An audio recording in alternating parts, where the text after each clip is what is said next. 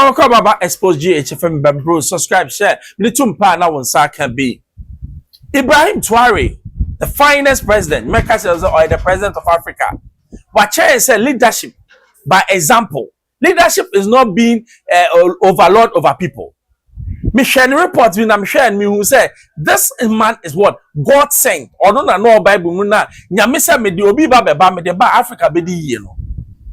Na o share the style of leadership now share other people in kokura na sape sika geni jimie na wa muna. Yego hemra. Gabon bought 39 luxury properties in Paris, and Sani Abacha of Nigeria funneled $4.3 billion into secret offshore accounts. The same is now said about greedy African leaders like Bola Tinubu and William Ruto, who side with the West. But in all that, where does Ibrahim Traoré stand? What's his net worth that embarrasses every greedy and corrupt African leader? In this video, let's find out.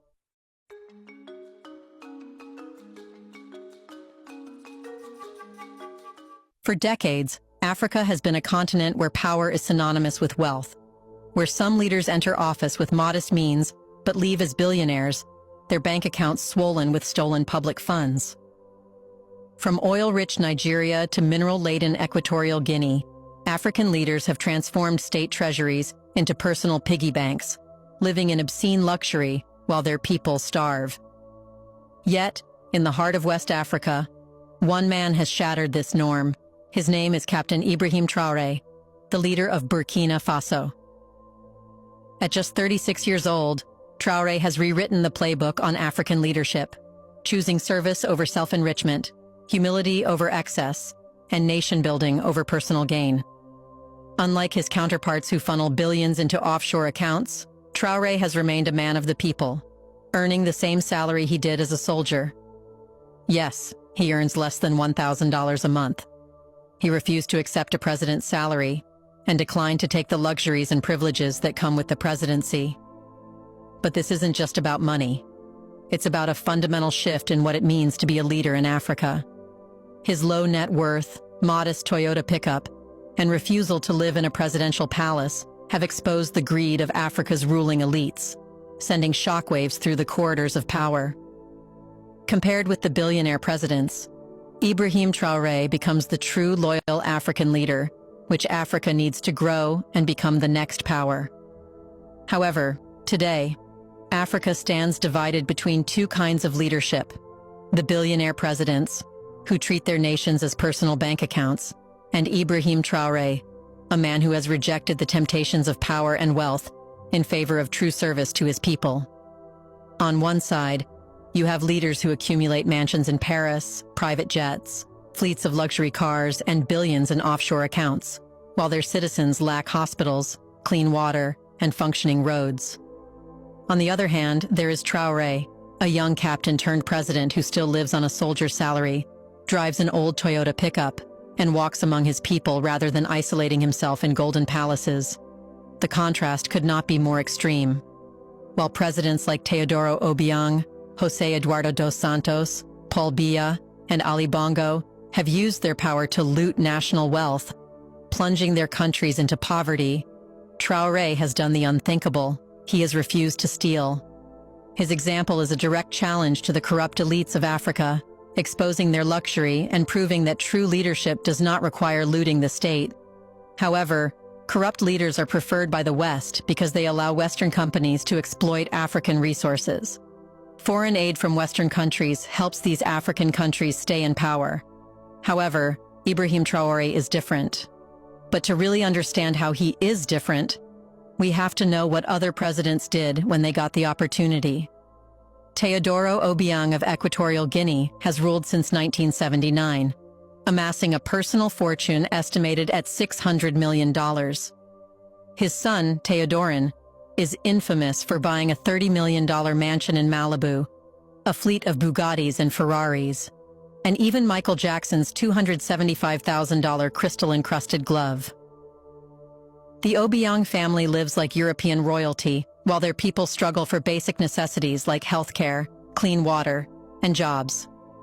Compare this to Ibrahim Traoré, who earns less than $1,000 a month, the salary of a captain in Burkina Faso's army. Instead of a mansion in Malibu, he sleeps in military barracks.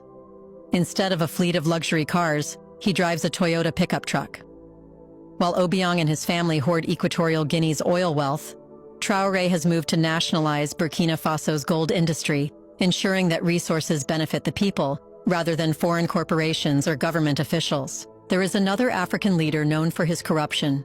Under José Eduardo dos Santos, Angola became a playground for the wealthy, while millions of Angolans struggled for food and clean drinking water.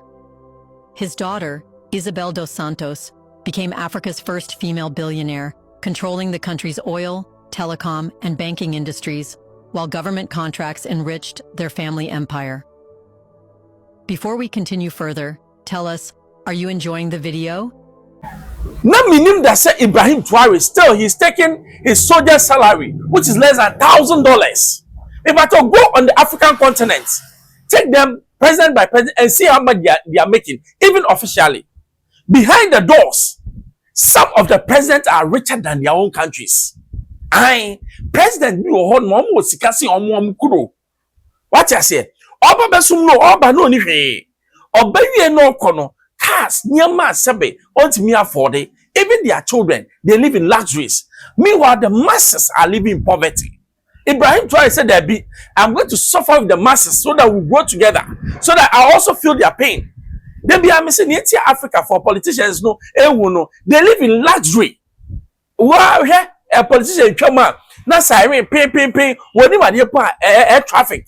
Meanwhile, one comfort trotton, look at the pain that you go through and so in your car, no, when your car go slow. I walk most of our cities, not because any special roads no ye. Jenia, Kumasi. It took me almost 8 hours to get to Kumasi. Jenia, ideally, with good road, 3 hours you are there. It took me 8 hours. It's one of the kind of stupidity that we have in our head. This road has been on the drawing board with every government taking money. But at the end of the day, we still have a very dirty, stupid road like that. Going from Aha to Kumasi, you have to spend 8 hours on the road. A madness. And we think we are living life.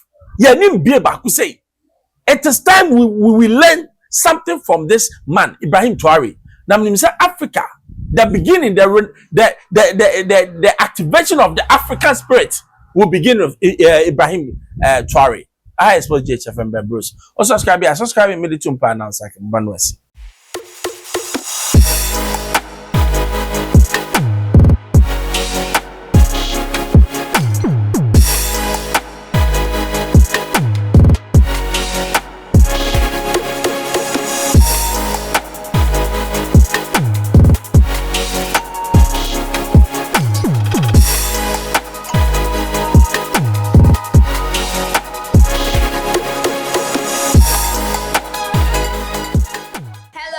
Keep watching Xposed GH, the best channel on all of YouTube. Yes.